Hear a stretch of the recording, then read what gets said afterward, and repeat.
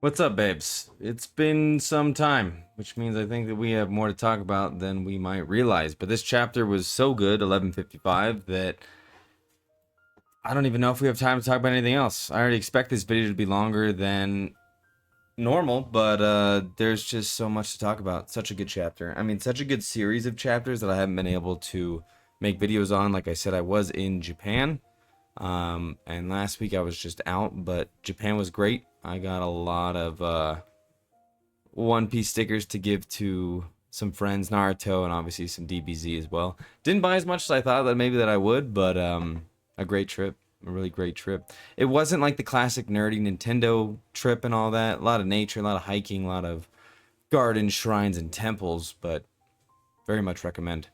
Um, you got to go out there at least once in your life. It's a crazy culture. I mean, it's honestly very wild. Just all the little idiosyncrasies that change the Japanese as opposed to us.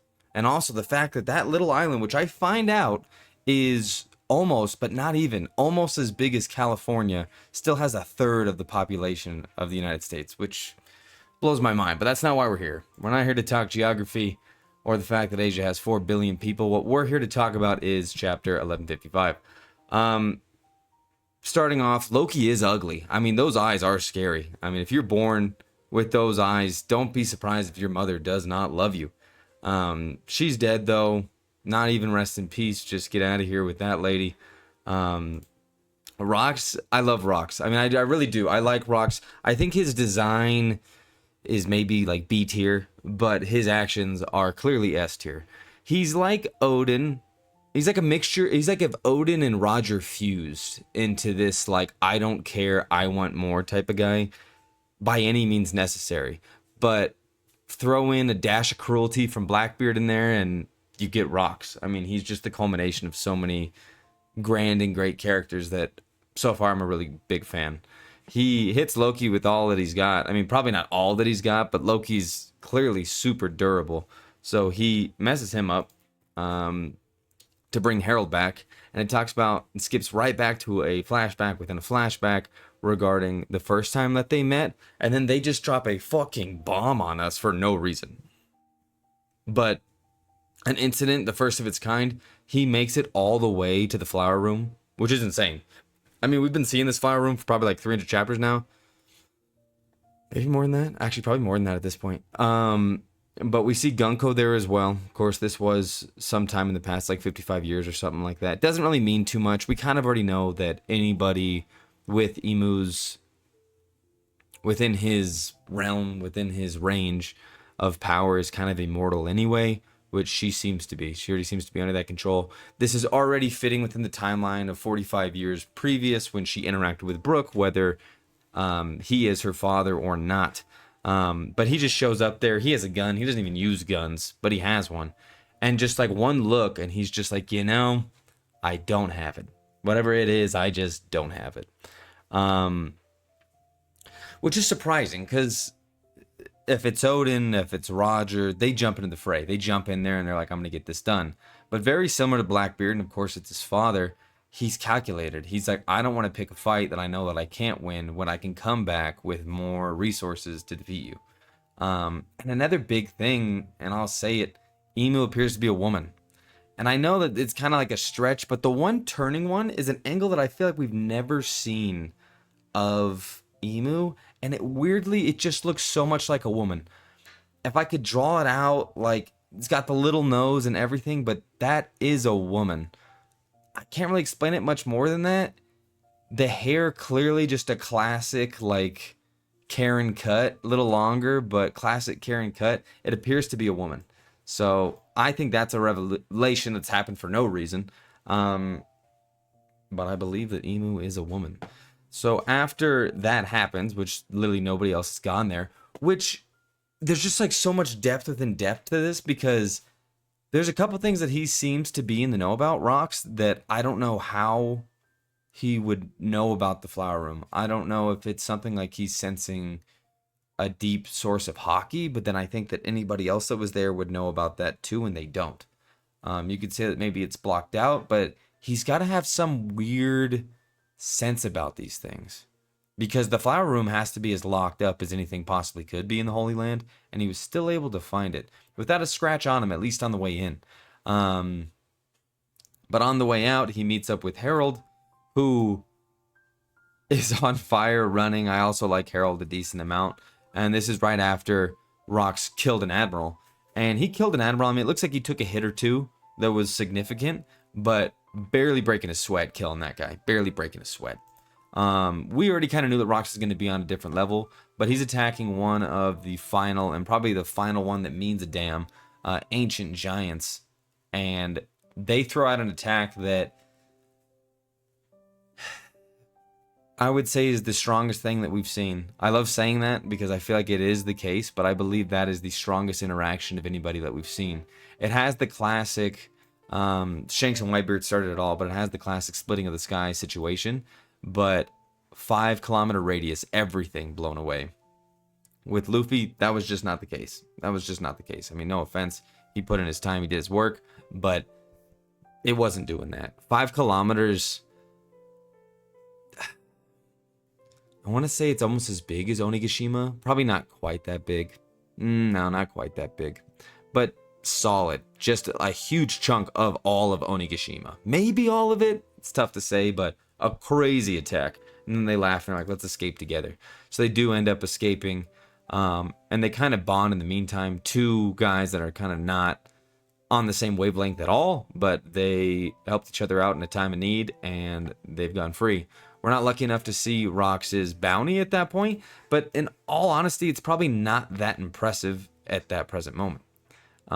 It's only going to get better, so I'm excited to see what it could be, but it's probably not all that crazy. I love that they brought back the Davy back fights, and Rox is like, yeah, I am that guy. And he proves it. I mean, he proves that he's that guy. Everybody under him's not necessarily like crazy in the sense, but like Edward Newgate before Whitebeard, it's a classy win. That's a classy W right there. You love to see that. Nice thing here with Loki. He's like, he didn't actually come back because he loved me, but you can tell that he's like kind of a little kid. He's like, oh my gosh, does he actually like me? And he does a little bit. Now, here's where things get a little weird for me. Because I was trying to recall some of these guys that he's won back in the Davy back fight, but he's still trying to convince Harold back in the past present after beating up Loki. And he's like, you need to join us. He's like, you need to stop being so stubborn. And he's like, no, we can do this the good way. And he's like, no, we can't. He's like, but we fight against the entire world if we're going to do this. And he's like, I don't give a fuck. Like, we're going to do this shit.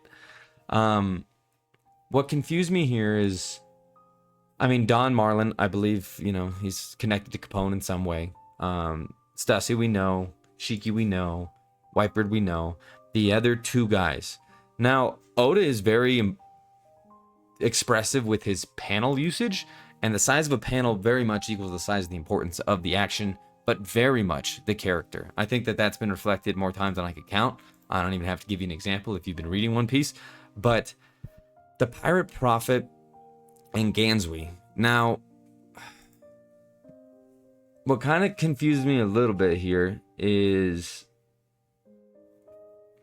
the future Commodore of Pirate Island, the Pirate Prophet, Ochuku. He is brought up again, and I'm like, he wasn't the one that it was taken from in the present time. That was Wang Zi.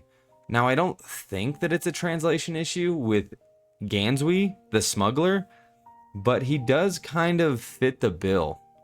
Because I believe Wang Zai was very much Japanese based, and Gansui looks the same. I mean, at that point, he'd be super old, but the fact that they're even talking about it, I'm like, I feel like this is a translation issue, and this might have been the guy that was in charge. Of course, 55 years is a long time, but all these guys are young right now. And if Whitebeard still looks like an old-ass dude in his, like, 20s, I'm sure these guys do too. But it's just interesting, because I don't know if he was the one in charge. The future Commodore of Pirate Island, I forgot what happened to him. I think some of these guys are also, because we know Captain John, and I think Ochuku is a part of Moria's generals back in the day, but I could be wrong. It's tough to say, because I feel like there's such a translation issue here. It's just a little strange. But then we have, and you got to remember, the Rocks Pirates, when they're like solidified, they're not even really, Ochoku's not even mentioned. I think that's because he's taken over Pirate Island at that point, but Gansui is mentioned. And we know that look and we know that guy. So I'm interested to see more about him. We don't have Gil Bestar yet, which we thought was Lafitte, but we're not that lucky, and Oda doesn't like connecting our dots too easily for us. But Rox goes on to talk about how this is the prologue of his life, and he's like, no, I'm not done with these bitches yet, which I love, because I think that Rox is awesome. I'm excited to see how this looks in real time and what he's actually able to do. I've heard some things like Blackbeard he's obviously his son, but we know that there's something weird about him. And when he says that I'll be back, did he ever actually go back, or does he mean it through his son, or is he his son? There's a lot that can happen there, and I'm interested to see. I know that we're on a break, but the fact that he even made it to the flower room and with no injuries on the way in too, and I know that he provided a distraction, but still, like, this man's already done so many crazy things between the Davy Back fights, getting to the flower room, killing an admiral, and that was all in one chapter. So I'm interested to see what this guy's about, but he's inspired Loki. But at this point, I'm like, Loki, I do like you, but I don't really care about you because Rox is just an absolute animal. It seems like something happened with Harold, probably something very sad. Maybe even something orchestrated by Rox, but then this is all before the Rox Pirates are even founded. So now that they've been founded, they're going to go do some crazy shit. They have Pirate Island as their base, and it looks like things are going to happen to God's Valley.